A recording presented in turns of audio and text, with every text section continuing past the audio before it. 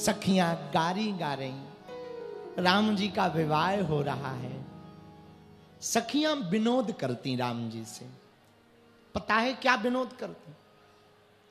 जब भांवर हो गई तो सखियां बैठी और राम जी का कलेवा होने लगा तो सखियां विनोद कर रही। एक सखी बोली, सुना हो ओ बड़के पहुने, सुना? हाँ बोला हो। बड़के पहुने आप यहीं रह जाओ, वापस अयोध्या मत जाओ, यहीं रह जाओ। राम जी बोले क्यों? तो सखियां बोली, महाराज जो तुमको मिथिला में खाने को मिलेगा वो अयोध्या में नहीं मिलेगा। राम जी बोले ऐसी कौन सी डिश है जो हमारी अयोध्या में नहीं मिलती है, तुम्हारी मिथिला में मिलती है? सखियां बोली, यहां रहोगे तो हम सालियों की गालियां खाओगे। हाँ, अयोध्या में मिलती है क्या गालियां? बोले ना। बोले इसलिए यहीं रह जाओ। राम जी हंसने लगे, सखियां विनोद करने लगी। अच्छा, राम जी तो सीधे हैं, लक्ष्मण जी थोड़ा चतुर हैं, टेढ़े हैं, उन्हें सब पता है। तो सखियां राम जी को फंसाना चाहती पर लक्ष्मण जी आगे आ जाते। तो एक बार सखियों ने क्या किया, किशोरी जू जानकी जू की पादका ली और कपड़ों में लपेट ली और कपड़े में लपेट कर ऊपर रखकर राम जी से कहा, अरे ओ पहुने, यहाँ बा, यहाँ बा, यहाँ बा। हाँ, ये हमारे कुल देवता हैं, इनको प्रणाम करो। राम जी तो सीधे साधे, जैसे ही प्रणाम करने झुके सोई लक्ष्मण जी आ गए। भैया रुको, आप प्रणाम मत करो, पहले हम चेक करें कि देवता है कि नहीं। लक्ष्मण जी बोले, सखियों से एक बात बताओ, हाँ तुम्हारे कुल देवताओं को हम क्यों प्रणाम करें?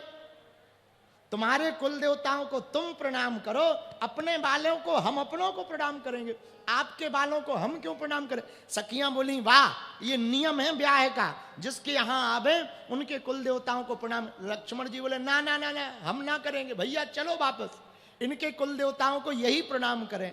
राम जी को लक्ष्मण जी ले गए। सखियों ने मन में सोचा, राम जी तो सीधे हैं, ये थोड़ा छोटे वाले बहुत टेढ़े हैं, राम जी के पास दाल नहीं गलेगी, क्या करें? भरत जी को बुलाया, इधर आओ, ये हमारे कुल देवता हैं, प्रणाम करो। भरत जी तो इतने सीधे, राम जी से उन्होंने प्रणाम नहीं किया, सीधा दंडवत लेट गए। और जैसे ही लेटे सो सखियां हंसने लगी। भरत जी बोले, क्या हुआ? सखियों ने कपड़े से पादुका निकाली, बोले कोई कुल देवता नहीं है, श्री किशोरी जी की ये पादुका है। भरत जी ने वो पादुका सिर पर रख ली, बोली सखियों तुमने भला किया, हमको पहले ही दिन प्रणाम इन पादुकाओं को करवा दिया। ये भरत जी की दृष्टि है। आहा, लक्ष्मण जी धीरे से बोले, देखो हमने कहा था ना गड़बड़ है। राम जी से बोले, सुनो आप सीधे साधे हो, यहां कोई भी काम करना हमसे बिना पूछे मत करना। हाँ, क्योंकि राम जी मणि हैं, लक्ष्मण जी फणी हैं। राम जी मणि है, रघुवंश मणि, लक्ष्मण जी क्या है? फणी। लक्ष्मण जी शेषावतार हैं, मणि की रक्षा फणी ही करता है। आहा, अब सखियां और विनोद करती राम जी से। सखियां कहती, एक बात कहें? कहो। महाराज आपके अयोध्या में हमने सुना है लड़का खीर से पैदा हो जाते, पिताजी की जरूरत नहीं पड़ती, खीर खाओ लड़का हो जाता है।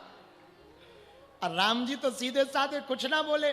लक्ष्मण जी बोले, रुको रुको रुको, हमारे यहां तो खीर से लड़के पैदा होते हैं तो माता जी की जरूरत पड़ती, पर तुम्हारे यहां हमने सुना है पृथ्वी से बिटिया पैदा होती है। हाँ, माता पिता दोनों की जरूरत नहीं पड़ती। अब सखिया चुप हो गई, अब क्या कह दे मैं। सो सखिया चुप हो गई, क्योंकि राम जी तो कुछ नहीं कह रहे पर लक्ष्मण जी पूरा जवाब दे रहे। हमेशा अच्छे कामों में बूढ़ों को आगे जरूर रखना चाहिए। पूछो क्यों? युवानों के पास यदि जोश होता है तो बुढ़ापे वालों के पास होश होता है, अनुभव होता है। और जिनके जीवन में बड़े लोगों का साथ ना हो वो कुछ भी पा जाएं जल्दी बिगाड़ लेते हैं। हाँ, इसलिए हम महाराज जी को साथ लेकर चलते हैं कि महाराज आप अपनी कृपा करो, हम आपके साथ हैं। बोलो सीताराम। और जितने भी युवान बच्चे बैठे हैं, सुनो भैया, हमेशा अपने से बड़ों का सम्मान करो, अपने से बड़ों की सुनकर चलो, अपने से बड़ों की बात मानो। पूछो क्यों? पूछो। अपने से बड़ों के पास अनुभव होता है। क्या होता है? अरे बोलो ना। एक लड़का था, अब हम ये नहीं कहेंगे कि वो शिवपुरी का था, एक लड़का को लवेरिया हो गया, उसका विवाह बड़ी मुश्किल से उस लड़की से तय हुआ। तो लड़की के बाप ने कहा कि हम ब्याह तो करेंगे पर एक शर्त है। बोले क्या? बोले शादी में बारात में एक भी बूढ़ा आदमी नहीं आना चाहिए, ये शर्त है। तो लड़का ने कहा और बढ़िया है, कौन लेवा जाए बूढ़ों को, ठंड में मर जाए, आफत हो जाए। तो उसने बढ़िया अपने बड़े बुजुर्गों से कहा किसी को नहीं जाना, हम लड़के ही लड़के जाएंगे और बारात लेकर जाएंगे, दुल्हनिया लेकर के आएंगे। सबने समझाया एक तो ले जाओ समझदार। अरे नहीं, क्या ले जाएं समझदार। पर फूफा जी नाराज हो गए उसके। अब फूफा तो हर शादी में नाराज होता है। फूफा जी बोले बारात जाए या ना जाए पर हम तो जाएंगे। तो लड़कों ने कहा क्या किया जाए? एक लड़का बोला बहुत नाराज हो रहे हैं, एक काम करो, इन्हें गाड़ी में पीछे बैठा दो, ऊपर से कपड़ों की पोटली धर दो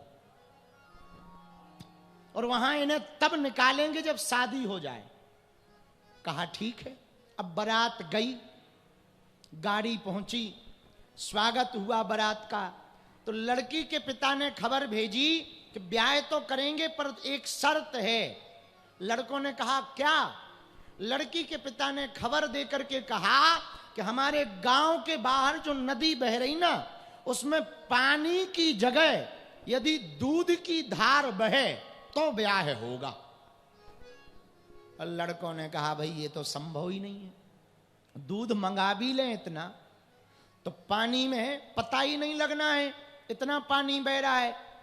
सब लड़कों ने कहा भैया अब ब्याह नहीं होना है, ये ना करने के ढिंग है, वापस ले चलो बारात। एक लड़का बोला वापस तो ले ही चल रहे, फूफा जी काहे को मर जाए, उन्हें बाहर निकालो।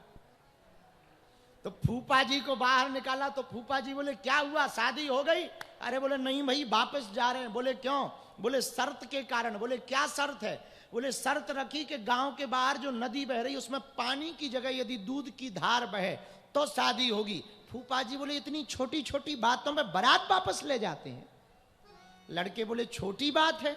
अरे बोले टेंशन ना लो, खबर भेजो, कहना दूध का इंतजाम हो गया, इतना हो गया कि पूरी नदी में दूध की धार बहेगी, पर हमारी भी एक शर्त है, पानी तुम्हें खाली करवाना पड़ेगा।